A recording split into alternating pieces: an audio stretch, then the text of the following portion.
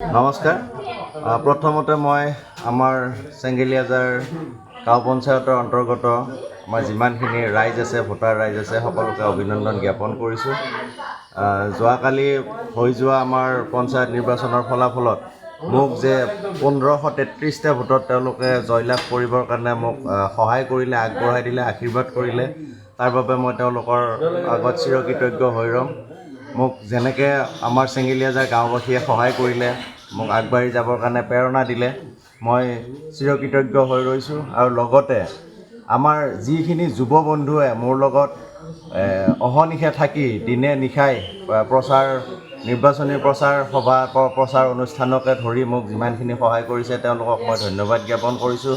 লগতে আমাৰ সন্মানীয় বিধায়ক মহোদয়ে মোক যি এইকণ সুবিধা দিছে, মোক দলীয় প্ৰাৰ্থিত্ব দি মোক চেঙ্গেলীয়া প্ৰতিনিধিত্ব কৰাৰ কাৰণে যিখিনি সুবিধা দিছে তেখেতকো মই অশেষ ধন্যবাদ জ্ঞাপন কৰিছোঁ।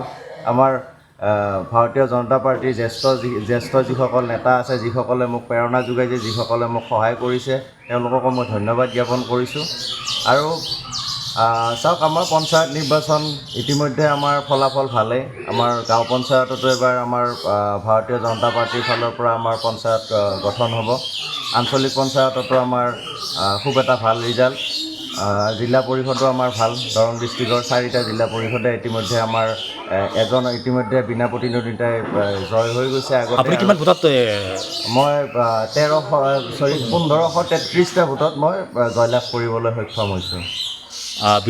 আপোনাৰ বিৰোধী কোন আছিল বাৰু? বিৰোধী আছিলে কংগ্ৰেছ দলৰ প্ৰতিনিধি এজন। এতিয়া আপুনি যিহেতু বিপুল ভোটত জয়লাভ কৰিছে, ৰাইজে আপোনাৰ প্ৰতি আস্থা প্ৰকাশ কৰিছে, এতিয়া আপুনি কি অনুভৱ কৰিছে যে আপুনি এগৰাকী প্ৰতিনিধি হোৱাৰ পিছত আপুনি ৰাইজৰ সমস্যা কেনেধৰণৰ বা কি অনুভৱ কৰিছে? কি চাওক, এতিয়া জাষ্ট আমি প্ৰতিনিধি হৈছোঁহে। ইয়াৰ পিছৰ সমস্যাখিনি মই ৰাইজৰ লগত আলোচনা কৰিব লাগিব। যিখিনি সচেতন ৰাইজ আছে তেওঁলোকৰ লগত বহি যিখিনি আমাৰ সমস্যাটো বহুত আছে। চাওক, চেঙ্গেলীয়া গাঁও পঞ্চায়তত আপুনি ভালদৰে জানে, আপুনিও চেঙ্গেলীয়া গাঁও পঞ্চায়তৰ গাঁৱে গাঁৱে ফুৰিছে, 14খন গাঁৱত আপুনি ভিতৰে বাহিৰে আপুনি গোটেইখিনি জানে। সমস্যা বহুত আছে। সেই সমস্যাসমূহ সমাধান কৰিবৰ কাৰণে আমি সচেতন ৰাইজৰ লগত আলোচনা কৰি, আমাৰ সন্মানীয় বিধায়ক মহোদয়ৰ লগত আলোচনা কৰি আমি দাবী জনাব লাগিব যে এইখিনি যিখিনি নকৰিলে নহয়, যিখিনি ডাঙৰ কাম সেইখিনি আগতে কৰিব লাগিব। সেইখিনি আলোচনা ভিত্তিত আগবঢ়াই লৈ যাব লাগিব। এতিয়া চৰ্চা হৈছে যে চেঙ্গেলিয়াজাৰ গাঁও পঞ্চায়তটো সিহঁতো কংগ্ৰেছী পঞ্চায়ত বা কংগ্ৰেছৰ এটা অভেদ্য দুৰ্গ হিচাপে পঞ্চায়ত হিচাপে অতীতত চিহ্নিত হৈ আছিল বা বিগত সময়ত চৰ্চা হৈ আছিল, এটা বিষয় হৈ আছিল। কিন্তু এতিয়া দেখা গৈছে যে চেঙ্গেলিয়াজাৰ গাঁও পঞ্চায়তৰ গোটেই মানুহ বিজেপিমুখী। ইয়াৰ অন্তৰালত কি লুকাই আছে বা কিহৰ কাৰণে মানুহ বিজেপি? ভাল প্ৰশ্ন কৰিছে আপুনি। আমাৰ স্বাধীনতাৰ দিনৰ পৰাই আমাৰ চেঙ্গেলীয়া গাঁও পঞ্চায়তো কংগ্ৰেছ দলৰ শাসনত আছিলে, কিন্তু উন্নয়ন একোৱে হোৱা নাছিলে। আজিও চাব আপুনি 5খন 6খন বাঁহৰ দলং এতিয়াও আছে চেঙ্গেলীয়া গাঁও পঞ্চায়তত, কিন্তু বাকী গাঁও পঞ্চায়তত সম্ভৱ নাই, বহুত গাঁও পঞ্চায়তত নাই।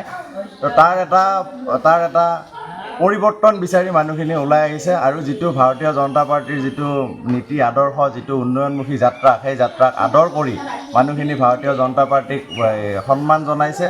আৰু চেঙ্গেলিয়াজাৰ গাঁও পঞ্চায়তত অত বছৰে যি কংগ্ৰেছে যিটো লুণ্ঠন চলাই আছিলে, সেই লুণ্ঠনৰ পৰা বিৰত কৰি আমাৰ চেঙ্গেলীয়া উন্নয়নৰ কাৰণে কাম কৰিবৰ কাৰণে মানুহখিনি বিজেপি ভাৰতীয় জনতা পাৰ্টীক সমৰ্থন কৰিছে, মোক মুস্তাক হুছেইনক সমৰ্থন কৰিছে।